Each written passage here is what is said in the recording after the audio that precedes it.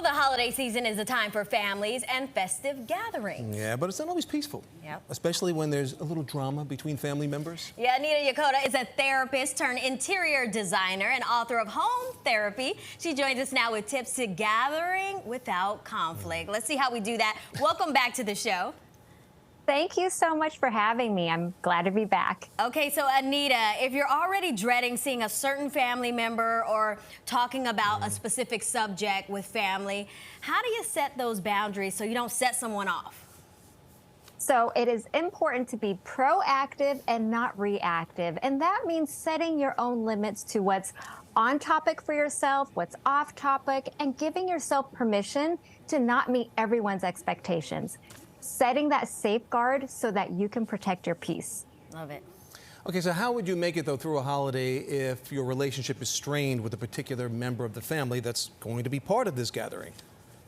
Absolutely. So, you know, it can be tricky at times, but a lot of self-talk. So this is where if you don't have like an external support, this is where you lean on yourself for some self-talk inner monologue, holding on to the fact that you have some grounding ideas about what you're going to go into with this person. Again, going back to your boundaries and having the confidence that this is how I want to stay positive.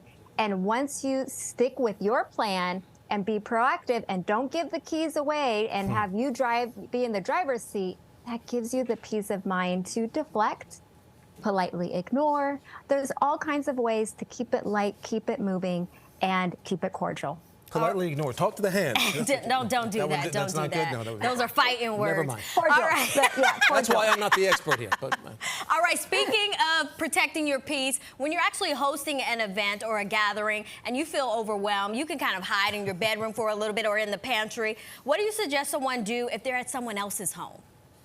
Well, the powder room is your little getaway. It's always downstairs or on the you know, even if it's a single level house, the powder room, because there's a sink. And did you know that when you run cold water over your wrists, it actually calms you down? The stress level cortisol is what's running our anxiety and depression. So if we can reduce those cortisol levels, like running cold water over our wrists, we can reset ourselves and go back into the chaos. I like that. That's a nice tip. All right. Now, can you also enlist the help of other family members to make it through, or is it create more of an us against them if you do that?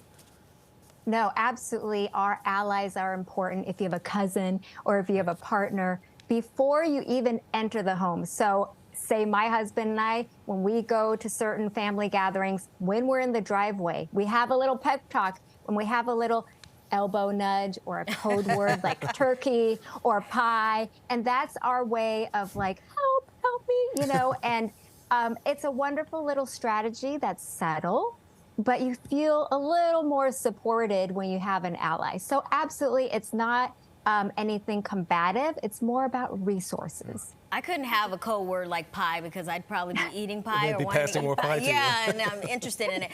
Okay, is there any way to prepare how you will actually respond in certain situations? Yes. So again, going back to pre-planning, we all have certain family members that trigger us, right? Or there's certain topics that we just don't want to get into. So having a script, having a go-to, you know, phrase. So if you have a mother-in-law that's maybe commenting about how your kids' eating habits are not the healthiest, something like, thanks for that observation, we're working on it. Something very neutral, nothing combative, but also a firm boundary of like, we're working on it. Okay, next topic. So little scripts like that is very helpful. You can even practice in the mirror before you go to the gathering, because then you feel like you have a tool. And when we have tools, we feel better and more confident to go into something that's stressful. All right, woosah. I was going to say meditate at the table. Would that be rude to start meditating at the dinner table? No? You know what? You can meditate in your mind. So if someone's running their mouth, then sometimes I go into my I have a visual of a Tahiti tropical paradise. And if they're like in the throes of it, sometimes I just kind of go into that little place, reset myself, come back, and again, politely ignoring and leaving the conversation and saying, this is a little tip that I love, is like, oh, the mashed potatoes, I gotta go check on it. Or, you know what? I forgot to tell so-and-so about the carrots or something. Those are very benign ways to distract and extract yourself out of the conversation. All My right. problem would be more wine, but that's not probably creates another issue. But that's for another topic. All right. Well, Anita, Yes. thank you so much for joining us and sharing your tips.